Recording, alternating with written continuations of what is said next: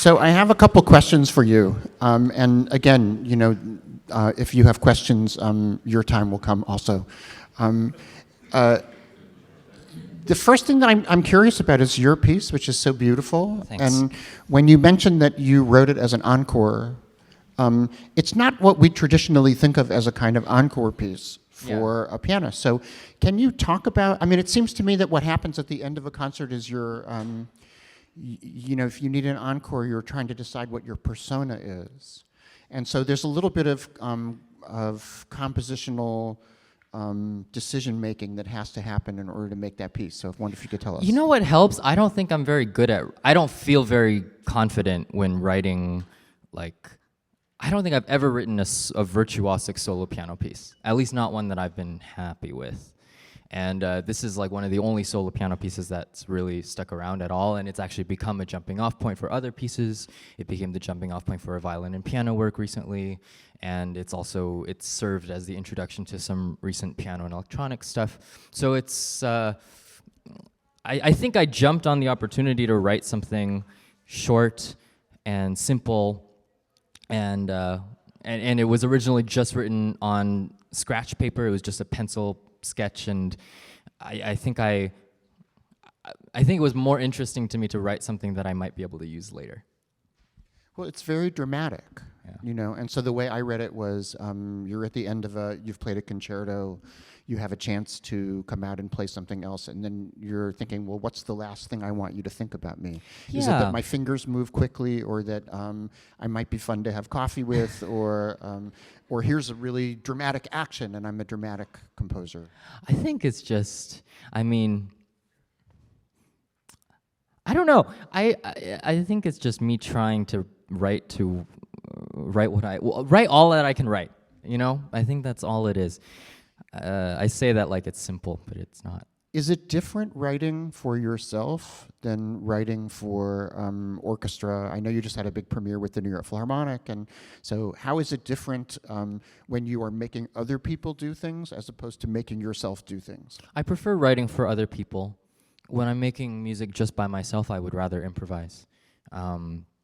But I really like writing music for other people because of all the questions that it activates, all the questions about, anything that forces you to actually answer the question of what you want is a productive thing. And but writing for orchestra is a whole different animal. Writing for orchestra, I find, is a more complicated exercise in deciding what I want to really rigidly encode, because there are all kinds of practical issues that come up with orchestral writing. There's not much rehearsal time. You have parts, a lot of players who are playing the music aren't really absorbing the music at all in some kind of totality, even theoretically, because they're just playing off of a single part. So there's all these other questions that come up, I find, with orchestral writing, which I try to make productive, I don't know, the image that comes to mind is that writing a score, choosing what to put in a score, choosing what to encode is like downhill skiing, the poles on the mountain, That's what it feels like in my mind. It's figuring out what are the pillars that I'm choosing to, put in place so that hopefully the players can actually just be themselves within that container.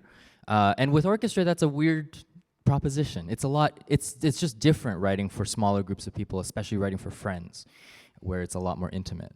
I thought the poles were to keep you from falling over. But that's because I've never downhill skied before. Yeah, neither have I. I've just watched. With great pleasure. So now I have a question about Chrysleriana, which is such a standard.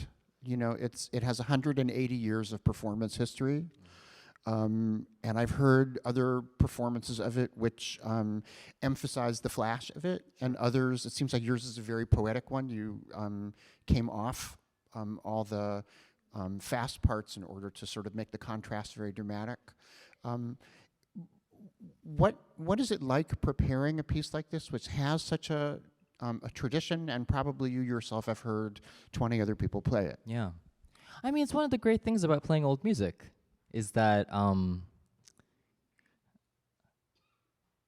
it's a really dense constellation of other people who've played the piece, who've interpreted the piece, scholars who have entered the musicological fray, and everyone in between. So I think it's actually really quite beautiful.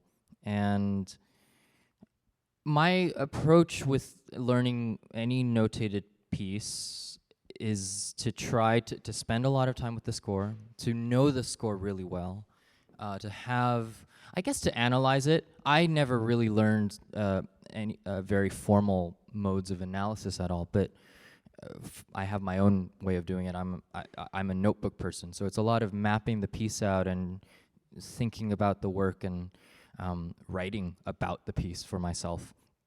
And then that's what practicing is for, is learning it so inside out and exploring all the possibilities that emerge in the practice room as you're working through it, as you're figuring out what the structure is or could be.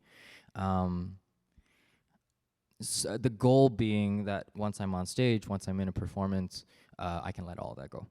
So that actually what's happening on the day, in the room, on stage, is a very together experience in which really all I'm doing is responding to what I'm hearing and just trying to be as attentive as possible to what is actually happening immediately, trusting that if I've done my work, if I've fertilized the soil well enough, that it's that something will happen, and that'll be interesting, and it'll be more honest if I do it that way.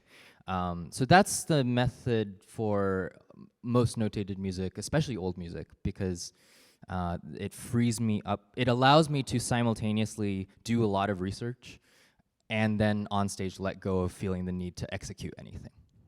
What was really interesting, it's like if you sit on this side of the room, you get to see your fingers, and on this side of the room, we got to see your face.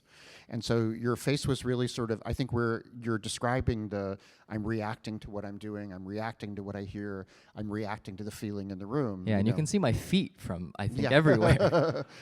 Well, we can hear your feet from you everywhere. You can hear my too, feet from everywhere. So, which is really great. So, you should publish the version with the stomping in it. Totally. So, yeah. No, I mean, in my score, I have I have 3 different editions of the piece on my iPad, and I have one in print. And in the one that I use the most, I don't mark up my scores too much, but all I have circled for the most part is rests.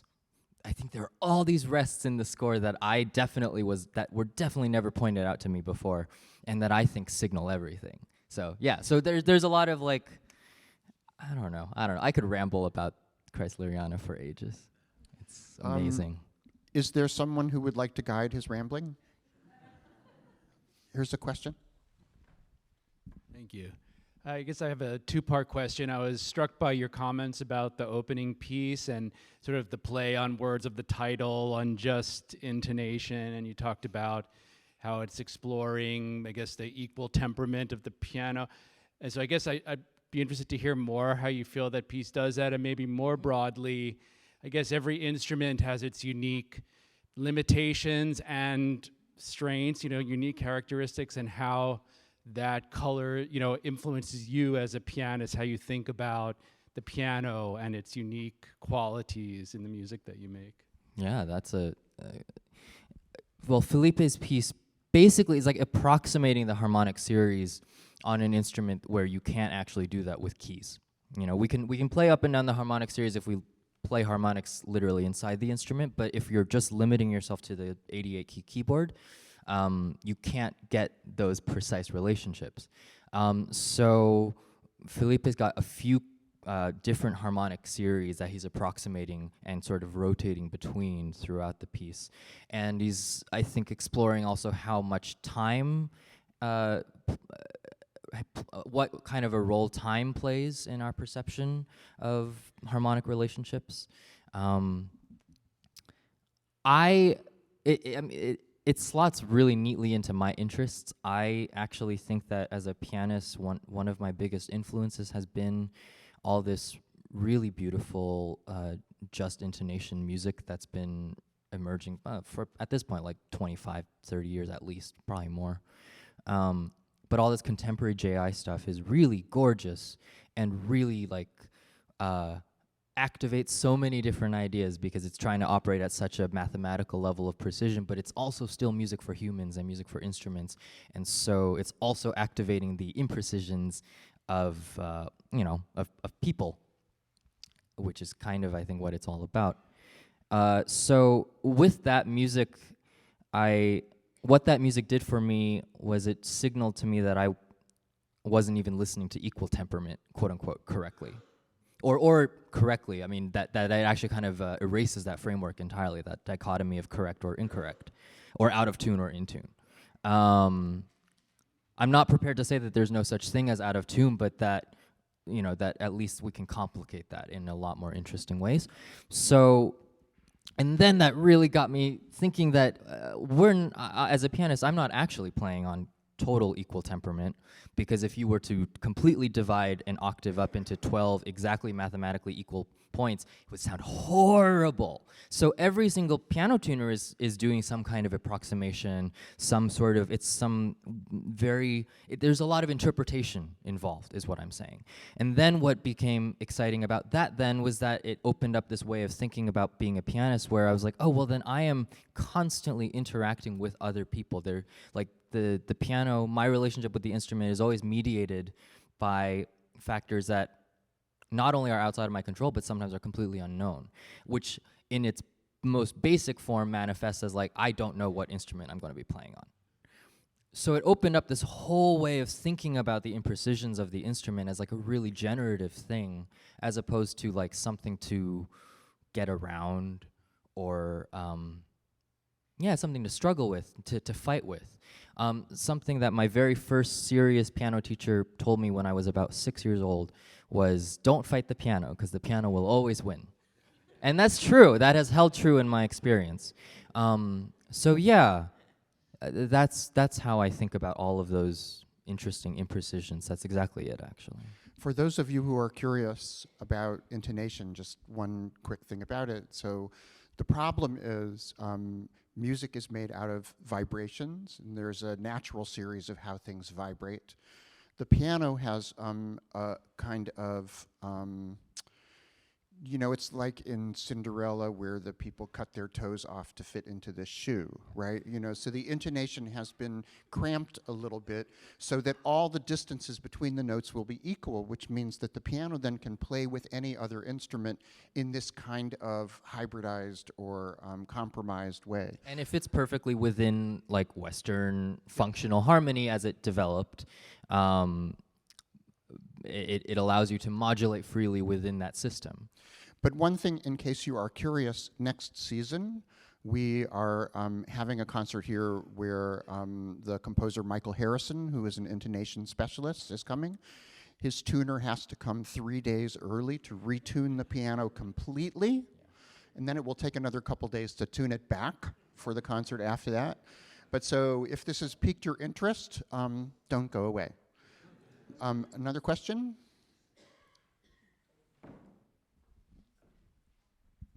I presume you started with a classical background, classical training. I'm just wondering, at a certain point, do you find in composing that things like meter and motif intrude on you, or do you shut them out? Or I'm just curious because, if you're dealing with Schumann one day, you say, my God, I've got all these ideas of what to do in a G minor triple rhythm. And then when you start to compose, you say, I'm not going to do anything that is G minor, and I'm not going to do anything that's in a triple rhythm. Intrude, I love that. That's great. That's a good word choice. I don't know. My piece is as far as I'm concerned, my piece is a pop song. It's just a melody. And it sounds to me like it's in B flat major, I don't know. I don't really have an axe to grind. I'm not trying to avoid anything, actually, in my own writing. I'm just trying to explore specific things. So if I had if there was music in G minor floating around in my brain, I think I would just write it down. Yeah, I use key signatures. I still use key signatures. So yeah. Another question?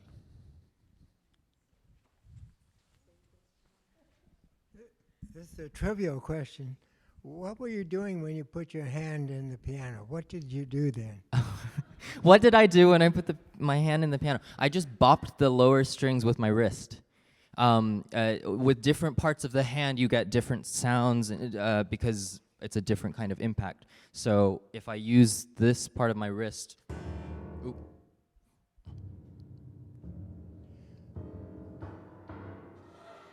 fingernails. But also the mute. Oh yes, that's true. That's true. If you mute the strings and then play on the keyboard, you get this gorgeous, like kind of dulcimer sound.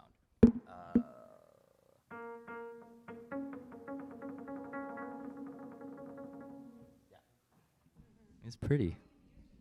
Just literally holding fingers over the strings that are being played on.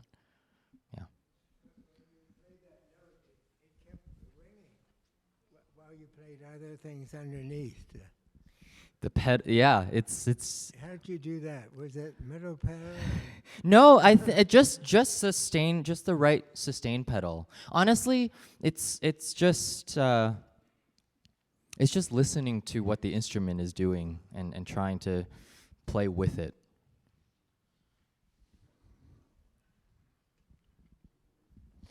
I have a question about the Ruth Crawford's pieces. Yeah. And then I'm actually not aware there are more than one version of that piece, so I wonder where you find them.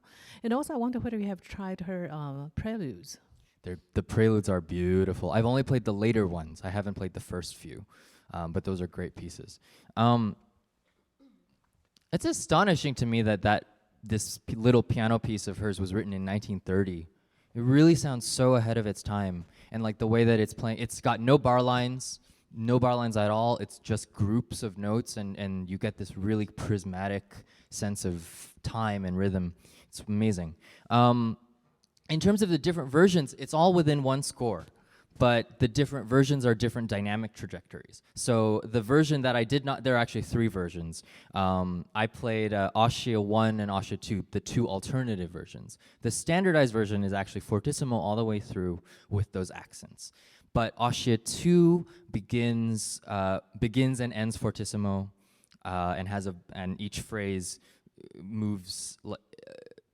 It's 5 phrases, and the middle phrase is this really long one. So you have 1, 2, 3, and then 4 and 5. And then the other version is exactly the opposite. 1, 2, 3, 4, 5. That's all it is. And I just, it tickles me. I wanted to play both.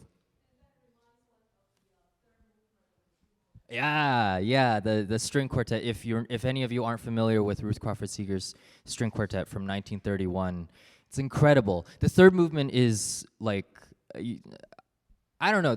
Clearly, she had just a really wild pair of ears. Just it's such a sensitivity. It sounds like Carter, like decades before Carter.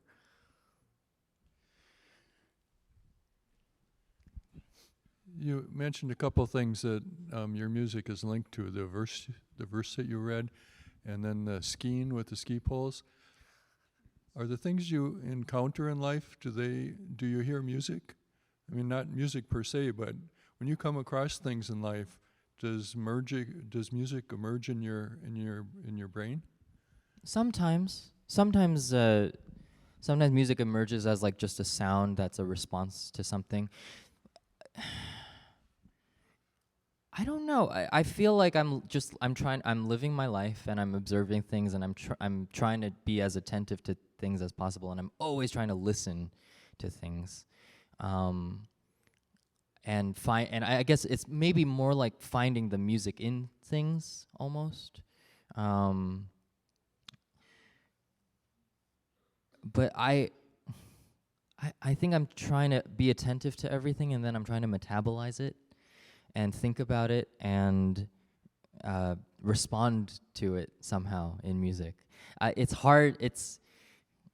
it's hard to say what things are about. I mean, I think that's like the tough thing as an artist. You spend so much time thinking about what something might be about, and then when it comes to telling people, it's like that seems terrifying and like you could kill it somehow. And a lot of the time also the creative process is so mysterious and intuitive for me that where something starts and where something ends, that the kind of alchemy that happens in the middle is very, very it's really mysterious even to me. And I like working in different environments all the time because I like to force myself to interpret my own work and let air into the process. So I think I try to get away from just my own initial perception or intention of a thing to see what other possibilities can enter. Sorry, that didn't answer your question at all. But that's how I relate to like the life that goes on in like that I'm living. That's how the music kind of comes through. Thank you very much, Conrad Tao. Thank you.